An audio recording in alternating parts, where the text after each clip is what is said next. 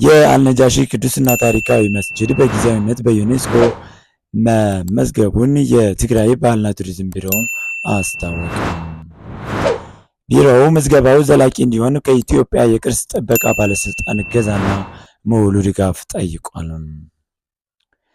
አልነጃሺ መስጂድ በኢትዮጵያ አቆጣጠር በ615 የፍቅር፣ የሰብአዊነት፣ የፍትህ፣ የነጻነትና የመቻቻል የሆነ የመጀመሪያ ሂጅራ የተካሄደበት ቅዱስ ስፍራ ነው።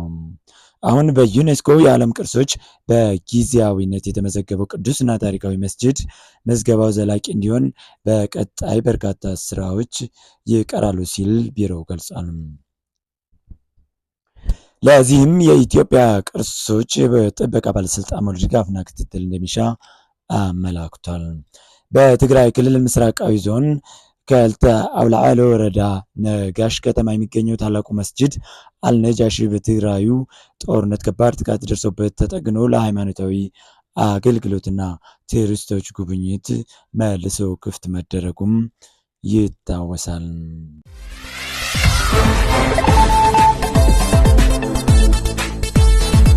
የአሜሪካ ጥቃት ከፈጸመችብኝ ረዥምና ህመም የሚያስከትል የአጸፋ ምላሽ እሰጣለሁ ስትል ኢራን ዛተች። ኢራን ዋሽንግተን ጥቃቱን ከፈጸመችብኝ በገልፍ አካባቢ ባሉ የአሜሪካ ቦታዎች ላይ ረዥምና የሚያሰቃዩ የአጸፋ ምላሽ እንደምትሰጥ ገልጻለች። በሆርሙዝ የባህር ዳርቻ ላይ ያላትን ይዞታ ኢራን በድጋሚ በመግለጽ የዩናይትድ ስቴትስ ጥምረት የውሃ መስመሩን ለመክፈት የያዘውን እቅድ አወሳስቦታል ስትል ገልጻለች። ዩናይትድ ስቴትስ እና እስራኤል በኢራን ላይ ጦርነት ከከፈቱ ከ2 ወራት በላይ ሲያስቆጥር የውሃ መስመሩም ተዘግቷል። 20 በመቶውን የዓለም የነዳጅ እና የጋዝ አቅርቦት እንቅስቃሴን በማስተጓጎል የዓለም ኢነርጂ ዋጋ እንዲጨምርና የኢኮኖሚ ውድቀት ስጋትን ከፍ አድርጓል።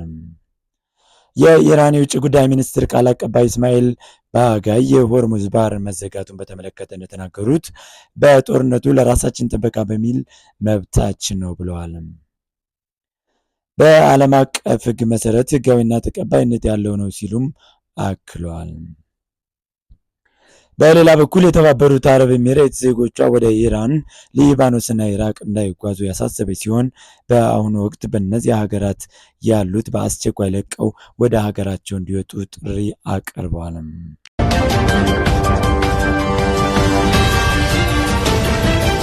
ሩሲያ የሰውነት እርጅና የሚገታ ክትባት እያበለጸገች መሆኑን ገለጸች።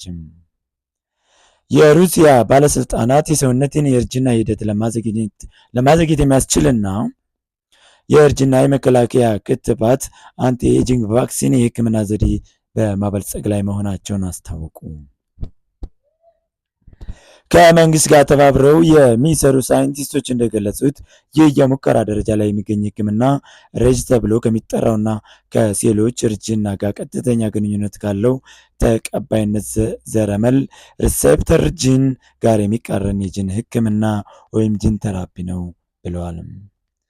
በአሁኑ ወቅት የምርምር ስራው በመከናወን ላይ የሚገኝ ሲሆን መድኃኒቱ ለህዝብ ጥቅም እንዲውል እስካሁን ፈቃድ አላገኘም።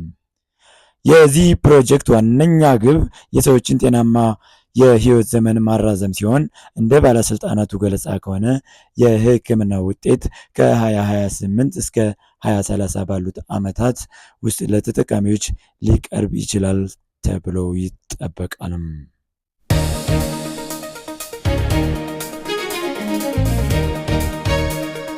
በደቡብ አፍሪካ በሚገኙ ኢትዮጵያውያን ላይ የሚደርሰው ጥቃት እልባት እንዲሰጠውና ጥቃት አድራሾቹ ተጠያቂ እንዲደረጉ መጠየቁን የውጭ ጉዳይ ሚኒስቴር ገለጸ። በፕሪቶሪያ የሚገኘው የኢትዮጵያ ኤምባሲ በበኩሉ በኢትዮጵያውያን ላይ ጥቃት እየደረሰ መሆኑን ገልጾ የሀገሪቱ መንግስት እርምጃ እንዲወስድ ባወጣው መግለጫ ጠይቋል። በደቡብ አፍሪካ የሚገኙ ኢትዮጵያውያን ላይ በተለይ ባለፉት ሳምንታት የግድያ ጥቃት እየተፈጸመባቸው መሆኑን እየገለጹ ነው። ለአብነትም ከሰሞኑ ቃላቸውን ለቲክቫ ኢትዮጵያ የሰጡት ኢትዮጵያውያን ባለፉት 3 ሳምንታት 7 ኢትዮጵያውያን መገደላቸውን ገልጸው 4 በተከታታይ 2 ቀናት የተገደሉ ናቸው ብለዋል። የኢትዮጵያ ውጭ ጉዳይ ሚኒስቴር ችግሩ መከሰቱን ገልጾ የደቡብ አፍሪካ መንግስት ለጉዳዩ እልባት እንደሚሰጥ እምነት አለን ብለዋል።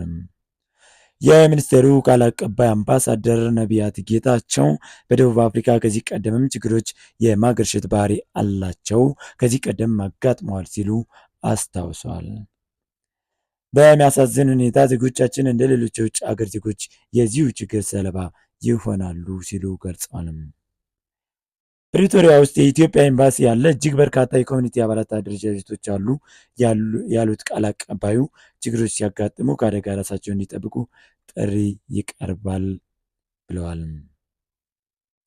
የሚያስፈልገውን ጥበቃና ከለላ እንዲያደርግ በመንግስት በኩል ጥያቄዎች መቅረባቸውን ገልጸው የደቡብ አፍሪካ መንግስትም ይህንን ችግር እልባት እንደሚሰጥ እና ጥፋተኞች ተጠያቂ እንደሚያደርግ ሙሉ እምነት አለን ሲሉ ተናግረዋል።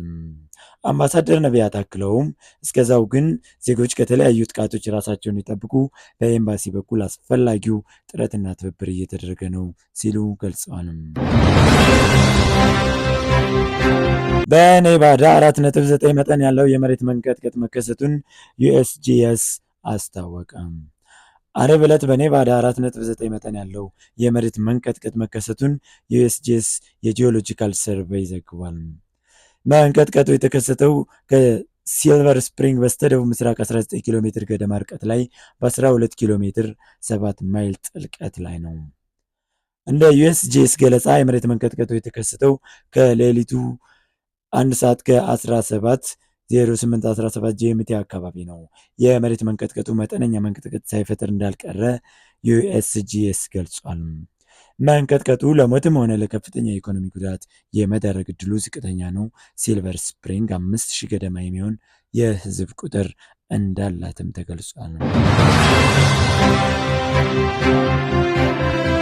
የዩናይትድ ኪንግደም ፖሊስ ለንደን ውስጥ 2 አይሁዳውያን ሰዎችን በስለት ወግቷል የተባለውን ሰው ከሰሰ። የዩናይትድ ኪንግደም ሜትሮፖሊታን ፖሊስ በሰሜን ለንደን ጎልደን ግሪን 2 አይሁዳውያን ሰዎችን በስለት የተወጉትን ምርመራ ተከትሎ አንድ ሰው የግድያ ሙከራ ፈጽሟል ብሏል። ረቡዕ በእንግሊዝ ዋና ከተማ የመኖሪያ አካባቢ የተፈጸመው የጩቤ ጥቃት ተከትሎ ባለስልጣናቱ የብሔራዊ ሽብርተኝነት ስጋት ወደ ሁለተኛው ከፍተኛ ደረጃ ከፍ በማድረግ በሚቀጥሉት 6 ወራት ውስጥ የሚደርስ ጥቃት በጣም የተጋለጠ መሆኑን አመልክተዋል። በዚህ ሳምንት ጠቅላይ ሚኒስትር ኬር ስታርመር የአይሁድን ሕዝብ ለመጠበቅ የበለጠ ጠንከር ያለ እርምጃ እንደሚወስድ ቃል ገብቷል። በደቡብ ለንደን በተመሳሳይ ቀን ከተፈጠረ ሌላ ክስተት ጋር በተያያዘ የግድያ ሙከራ ወንጀል የተከሰሰ ግለሰብ እንደሆነም ተገልጿል።